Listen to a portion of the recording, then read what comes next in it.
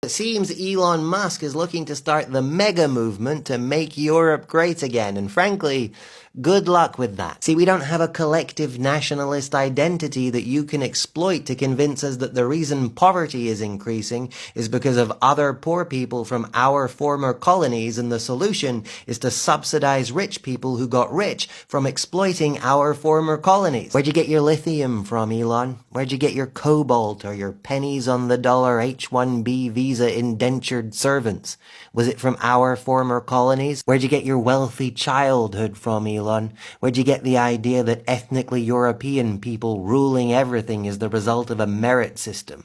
Is it because you grew up in one of our former colonies? Now, don't get me wrong here. We definitely have nationalism in Europe, but we're not a nation, and a lot of us kind of hate each other. See, half of this continent has spent the better part of the last 1,000 years at war with each other, and the other half was colonized by the half that wouldn't stop fighting wars with each other. Norway used to be occupied by Sweden and by Denmark. We're also still kind of salty that the Swedes facilitated the German invasion during the Second World War and called it neutrality. Finland's been occupied by Sweden too. Poland has been occupied by Russia, by Austria, by Germany a few times. Ireland used to be occupied by England, and well, part of it still is. So are Scotland and Wales, really. Bosnia, Croatia, Macedonia, Slovenia, Serbia, Kosovo, and Montenegro all used to be this thing called Yugoslavia. Slovakia and the Czech Republic used to be Czechoslovakia. The Prussian Empire used to be a thing. The Austro-Hungarian Empire used to be a thing. The Ottoman Empire used to be a thing. The Catholic Empire used to be a thing. In fact, at one point, it was two things that had beef with each other and with Protestants. And we still have that too. We still have people of the same nationality, the same ethnicity, and two denominations of the same religion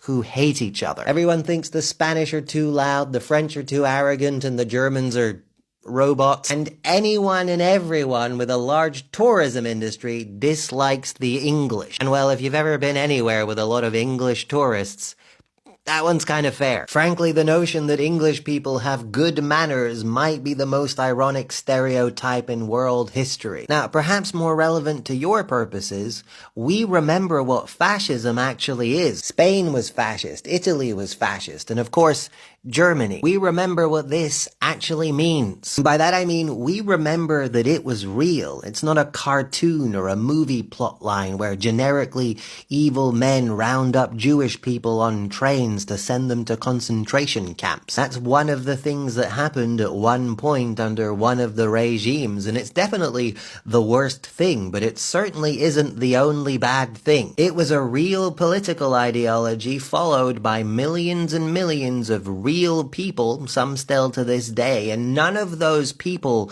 thought of themselves as the bad guy. Yet no ideology ever has framed themselves as evil. It's important to remember that when you listen to what people say about what they believe. It's an ideology rooted in nationalism and the idea of protecting our culture and our traditions from lesser outside foreign influences. It was also an ideology rooted in the idea that European global dominance was the result of a merit system, essentially a sense of ethnic superiority. The reason this ideology seems to have targeted one group of people in particular is because that's who was there. There was no large Arab population or sub-Saharan African population or Hispanic population in Europe at the time. There was one group of people that were already subjected to widespread hatred, discrimination, racism, and stereotyping, and that was the group of people it was easiest to unite the masses against in common cause. Don't ever let anyone fool you into thinking that anti-Semitism in Germany was in any way unique. It was a problem